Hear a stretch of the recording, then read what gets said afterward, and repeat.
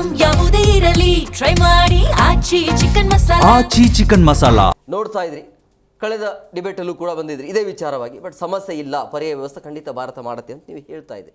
ಎಲ್ಲಿದೆ ಪರ್ಯಾಯ ವ್ಯವಸ್ಥೆ? ವಿಪರೀತವಾಗಿ ರೇಟ್ ಜಾಸ್ತಿ ಆಗ್ತಾ ಇದೆ. ನೋಡಿ, ಈಗ ಇಡೀ ದೇಶದಲ್ಲಿ ಕೋಟ್ಯಾಂತರ ಜನರು ಇರೋಂಥ ದೇಶ ನಮ್ಮದು. 170 ಕೋಟಿ ಇರೋಂಥ ಜನಸಂಖ್ಯೆ ಇರೋಂಥ ದೇಶ. ಒಂದು ಸ್ವಲ್ಪ ಯಾವುದೇ ದೇಶದಲ್ಲಿ ಹೆಚ್ಚು ಕಮ್ಮಿ ಆದಾಗ, ಯಾವುದೇ ದೇಶದಲ್ಲಿ ಅಂದರೆ ಕೂಡ ಪೆಟ್ರೋಲು, ಡೀಸೆಲ್ಲು, ಕ್ರೂಡ್ ಆಯಿಲ್ ಎಲ್ಲಿಂದ ನಾವು ತರ್ತೀರಿ, ಅದೇ ದೇಶದಲ್ಲಿ ಹೆಚ್ಚು ಕಮ್ಮಿ ಆದಾಗ ಸ್ವಲ್ಪ ಬಿಸಿ ಅಂತೂ ತಟ್ಟುತ್ತೆ ನಮಗೆ. ಅದರಲ್ಲಿ ಈಗ ನಮ್ಮಲ್ಲಿ ಸ್ಟಾಕ್ ಇದೆ. ಈಗ ಇಲ್ಲಿ ಮಾಫಿಯಾ ನಡೀತಾ ಇರೋದು ಪ್ರೈವೇಟು ಮತ್ತು ಗೌರ್ಮೆಂಟ್ ಇರೋಂಥ ಪೆಟ್ರೋಲ್ ಬ್ಯಾಂಕ್ಗಳಲ್ಲಿ.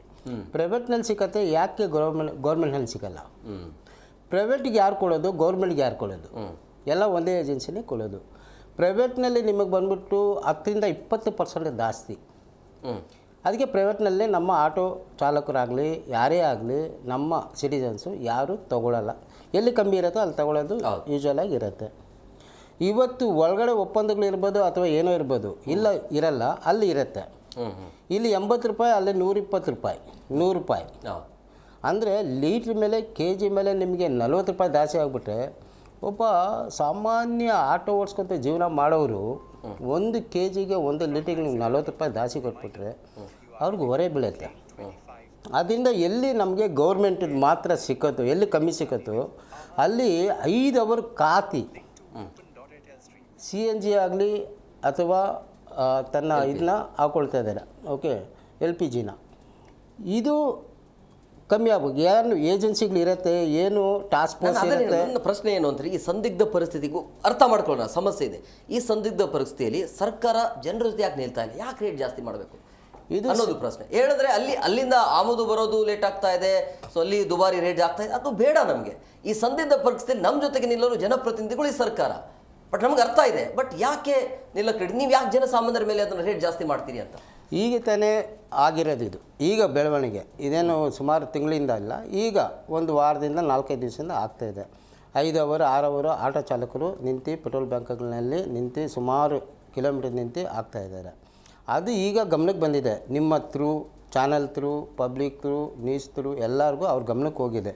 ಈಗ ಸ್ಪೆಷಲ್ ಆಫೀಸರ್ಸು ಅಥವಾ IAS ಆಫೀಸರ್ಸು ಅದಕ್ಕೆ ಸಂಬಂಧಪಟ್ಟಂಥ ಟಾಸ್ಕ್ ಫೋರ್ಸ್ ಆಗಿರಲಿ, ಪೊಲೀಸರು ಆಗಲಿ ತನಿಖೆ ಮಾಡ್ತಾರೆ, ಅದನ್ನ ಸರಿಪಡಿಸ್ತಾರೆ.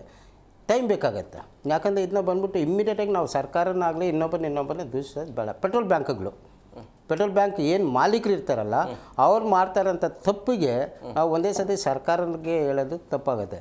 ಇದು ಸರಿಪಡಿಸಿಲ್ಲ ಅಂದರೆ ನಾವು ಸರ್ಕಾರನ ಬೆಳೆ ತೋರಿಸ್ಬೇಕು. ಇದು ಸರಿ ಹೋಗುತ್ತೆ, ಸರಿ ಆಗ್ಬಿಡತ್ತೆ ಅಂತ ನಮ್ಮ ಒಂದು ನಂಬಿಕೆ ಇದೆ. ಈಗ ಯಾವಾಗಲೂ ಯೂಶ್ವಲಾಗಿ ಬರೋಂಥ ಪೆಟ್ರೋಲು, ಡೀಸೆಲ್ ಏನು ಬರ್ತೈತೆ ನಮ್ಮ ದೇಶಕ್ಕೆ, ನಮ್ಮ ಸ್ಟೇಟಿಗೆ, ಅದು ಕಮ್ಮಿ ಆಗಿದೆ. ಈಗ ವಾರಕ್ಕೆ ಬಂದ್ಬಿಟ್ಟು ನಮಗೆ ಒಂದು ಪೆಟ್ರೋಲ್ ಬ್ಯಾಂಕ್ಗೆ 3 ಸತಿ ಬರ್ತೈತೆ, ಈಗ 2 ಸತಿ ಬರ್ತೈತೆ. ಆಲ್ಟರ್ನೇಟ್ ಡೇಸ್ ಬರ್ತೈತೆ, ಕೆಲವೊಂದು ಪೆಟ್ರೋಲ್ ಬ್ಯಾಂಕ್ಗೆ ಡೈಲಿ ಬರ್ತಾಯಿತ್ತು, ಅದು ಈಗ ಬರೋದು 50% ಆಗಿದೆ. ಅದರಿಂದ ಒಂದು ಸ್ವಲ್ಪ ಡಿಮ್ಯಾಂಡ್ ಆಗಿದೆ.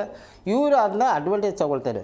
ಈಗ ಪೆಟ್ರೋಲ್ ಬ್ಯಾಂಕ್ ಅವ್ರು ಬಂದ್ಬಿಟ್ಟು ಗೌರ್ಮೆಂಟ್ ಅವರು ಪ್ಲಸ್ ಪ್ರೈವೇಟ್ ಅವರು ಫ್ರೆಂಡ್ಸ್ ಇರ್ಬೋದು, ನಾನು ಬಂದ್ ಮಾಡ್ತೀನಿ, ನೀನು ಕೊಡಪ್ಪ 40 ರೂಪಾಯಿ ಜಾಸ್ತಿ, ನನಗೇನು ಕೊಡು, ಏನೋ ಇರ್ಬೋದು, ಇಲ್ದಿರೇನೋ ಇರ್ಬೋದು. ಇಲ್ಲಿ ಸಿಕ್ಕತ್ತೆ, ಅಲ್ಲಿ ಸಿಗಲ್ಲ ಅಂದರೆ ನಮ್ಗೆ ಆ ಥರ ಡೌಟ್ ಬಂದೇ ಬರುತ್ತೆ. ಆದರೆ ಅದೇ ರೀತಿಯೇ ಯಾವತ್ತು ಪೆಟ್ರೋಲ್ ಬ್ಯಾಂಕ್ ಏನು ಸಪ್ಲೈ ಮಾಡತ್ತಲ್ವ ಸರ್ಕಾರ, ಯಾವತ್ತು ಬಂದ್ಬಿಟ್ಟು ನಿಮಗೆ ಇಷ್ಟು ಒಂದು 15 ದಿವಸಕ್ಕೆ 1 ತಿಂಗಳು ಸ್ಟಾಕ್ ಇರೋ ಥರ ಕೊಟ್ಬಿಡ್ತಾರೆ. ನಿಮಗೆ ಬಂದ್ಬಿಟ್ಟು ಇಷ್ಟು ಸೇಲ್ ಆಗುತ್ತೆ, ಇಲ್ಲಿ ಇಷ್ಟು ಸೇಲ್ ಆದರೆ ಇಷ್ಟು ನಿಮಗೆ ಕಂಟಿನ್ಯೂ ಕೊಡ್ತಾರೆ. ಈಗ ಕೊಡ್ತಾಯಿದೆ ಅಂದರೆ ನಿಮ್ಮಲ್ಲಿಲ್ಲ, ಅಲ್ಲಿದೆ ಅಂದರೆ ಏನೋ ಇರುತ್ತೆ ಒಳಗಡೆ, ನಾವು ನೋಡಿಲ್ಲ. ಅದು ಸರ್ಕಾರನೇ ತನಿಖೆ ಮಾಡಬೇಕು.